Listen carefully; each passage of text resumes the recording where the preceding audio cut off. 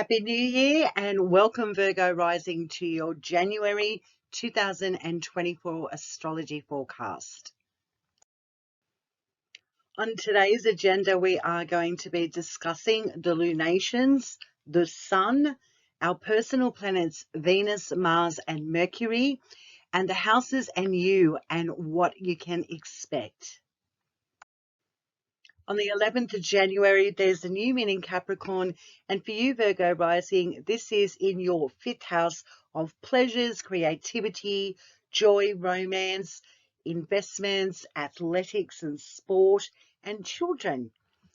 This is where you could be having an emotional reset in regards to something that makes you feel in your creative flow.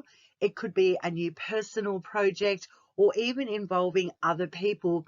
But this is where you can have the opportunity to start something new that brings in bliss. On the 25th, there is a full moon in Leo, and this is occurring in your 12th house of doing things behind the scenes. This is not a public house. This is a house that's associated with your spirituality, esotericism, your psychology, even the house of hidden enemies and self-undoing. So at this point on the 25th for you, a full moon could be an obvious moment or an emotional outpour or recognition of something that has been going on behind the scenes for you. You are now ready to level up, graduate, and move on. This is an emotional maturity moment for you on the 25th of January. Your personal planet Mercury, Virgo rising, has been transiting in your fourth house of home, family, real estate, property matters, and father figures, is now ingressing into Capricorn, your fifth house. So a couple of days after that new moon in your fifth house, Mercury dips in here for this transit to really amp up your mental landscape.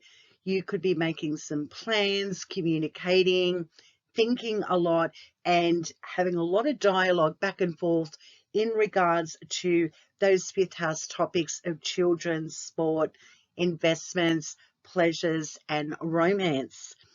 This transit is really quite organic for you in as much as you're firing on all mercurial cylinders here to really discover what it is that brings you joy and have a creative flow. On the 18th, Mercury sextiles Saturn in Pisces, your seventh house. This is a nice transit for anchoring into a commitment or accepting a commitment in regards to a collaboration, a partnership relationship from your fifth house of pleasure into the seventh house. This is an easy flowing aspect where things feel quite organic in regards to your pleasure, your creativity, and how you interact with others or integrate with other people. On the 19th, Mercury is trining Jupiter in Taurus, your ninth house. Ninth house is associated with higher education, philosophy, law, also to do with foreign and international trade and travel. And when we have Mercury trining your ninth house, you could be communicating and thinking about a personal trip or what it is that you would like to begin for yourself in regards to traveling or learning something that is going to really stimulate you mentally and get your tongue wagging and feel very excited. On the 20th, there's a big moment for all of us. The Sun, firstly, is ingressing into Aquarius, and for you, this is your sixth house of health, work, and service. So this 4-week transit is all about the daily grind for you, getting into the body, getting back to a healthy routine, really anchoring into your work and feeling on point and feeling like being in service to others is going to reward you. On that same day, the planet Pluto is ingressing into Aquarius, which is a 20-year cycle of your sixth house of health, work, and service. A very long transit indeed. Let's talk a bit about Pluto. Pluto is associated with great wealth, great depth. It's also associated with death and rebirth, the phoenix rising from the ashes, and profound change and reconstruction. Pluto entering into the sixth house for you, Virgo rising, for the next 20 years, puts you on notice. You've got time and you can have the patience to transform what it is that gives you bliss in regards to assisting others, your work or professional life, and transforming your health and your personal body. On the 27th, Mercury conjuncts Mars in Capricorn, your fifth house. Again, your fifth house is lit up here, and this conjunction points to sharp words or sharp intellect and making precise, instinctual decisions regarding investments, your children, a relationship, or a creative project. On the 28th, Mercury is trining Uranus in Taurus, your ninth house. Again, your ninth house is lit up here in the month of January. And a trine aspect with Uranus is a breakthrough moment, an aha light bulb moment of transformation and something acute happening in regards to a legal situation, education, something to do with foreign or international trade or travel, or just social integration with people outside of your normal environment. Planet Venus associated with the characteristics of unity, harmony, integration, love, and free-flowing divine organic energy, has been transiting your fourth house of home, family, property, real estate, and father figures. So you could have been ingesting a lot of money and passion and time in those fourth house topics. And on the 1st of January, straight out of the gate, we have her squaring Saturn in Pisces in your fourth house. This is where you could be a little bit contentious in regards to your sense of stability and protectiveness in regards to those topics of the fourth house and how it's affecting your relationships, agreements, or contracts that you've been anchored into. Something could make you feel jarred or stuck here. It's a passing transit. You've got this, Virgo rising. On the 19th, Venus squares Neptune in Pisces in your seventh house. So where you could be getting creative in establishing more harmony with those tensions with, again, other people, contracts in regards to real estate, family, and also the home environment. So this is a nice day to understand this transit is coming up for you, but you've got this and you can get creative and learning how to drop into your bliss and harmony instead of feeling contentious and that you don't have control. On the 23rd, we see Venus ingressing into Capricorn, your fifth house of pleasure, creativity, children, athletics, high risk investment, and gambling. So Venus in this house can see you spending a lot of hard-earned cash on things that bring you pleasure and things that you'd like to take a bit of a risk on. Enjoy this when this transit occurs for you. It's a yummy one indeed. On the 27th, planet Uranus is going direct in Taurus in your ninth house. If there's been a retraction or things haven't been moving forward in regards to international or foreign correspondence, a legal situation, a higher education situation, or even what you're thinking about in regards to your beliefs and spirituality, there could be some breakthrough moments. This is when the information comes flooding in.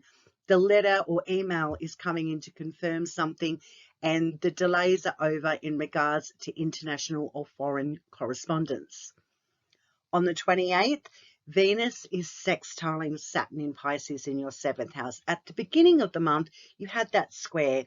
So by the time we get to the 28th, things are easing up in regards to your fifth house of pleasure and other people, partnerships and contracts and collaborations. So enjoy this easier transit at the end of the month. On the same day, Venus is trining Jupiter in Taurus, your ninth house. So we've got the two benefics here. The two benefics of the heavens is Venus and Jupiter. And in Taurus, in your ninth house, this is where some finances can be cleared up, or monies in regards to legal situation, higher education, international foreign correspondences.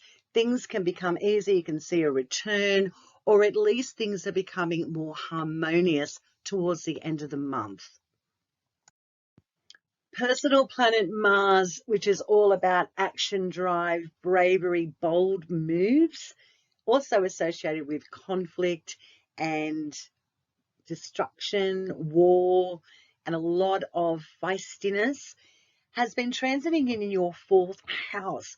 But on the 4th of January, it ingresses into your fifth house of Capricorn, that house of pleasure, joy, creativity, and basically this is your house of fun. So when Mars joins the party here with Mercury, expect like your sparks to fly. There could be a lot of passionate, sexy moments going on for you, or contentious moments between you, others, or investments or projects that you're anchored into, or just starting to get your momentum going on. Mars coming into a party is never dull, so you're on guard here to watch that temper and temper down any conflicts or rage that you may be experiencing. Mars also being very impetuous can see you taking some risks that you wouldn't otherwise, so just a heads up there. On the 9th, Mars sextiles Saturn in Pisces, the 7th house. So relationships could really amp up here. The temperature dial seems to be turning up quite significantly between you and another, or a particular collaboration or contract. So a heads up here. It could be conflict. It could be some sparks flying. But for me, in a sextile aspect, this looks lovely for a relationship and a sexy time. On the 12th, Mars is trining Jupiter in Taurus, the 9th house of foreign correspondence, international travel, all of those topics that we've been discussing. So Mars in this trine aspect to Jupiter looks fantastic for taking leaps and bounds forwards if you've been procrastinating or not ready to action anything in regards to the 9th house topics. On the 29th, closing out the month, Mars is trining Uranus in Taurus, the 9th house. This could see a very volatile moment here on the 29th, Virgo rising. You are on guard. You're put on notice to temper down that temper if there is a sudden breakdown or something suddenly changing with your plans in regards to those 9th house topics. So basically you are well aware of what's been going on in your 9th house, but Mars in this trine aspect could be a bit contentious, but also a trine is Jupiterian in nature. So it might be a lucky breakthrough if things have been stagnant. Cosmic Girl 101 signing off, wishing you a blessed 2024, and I will see you next month.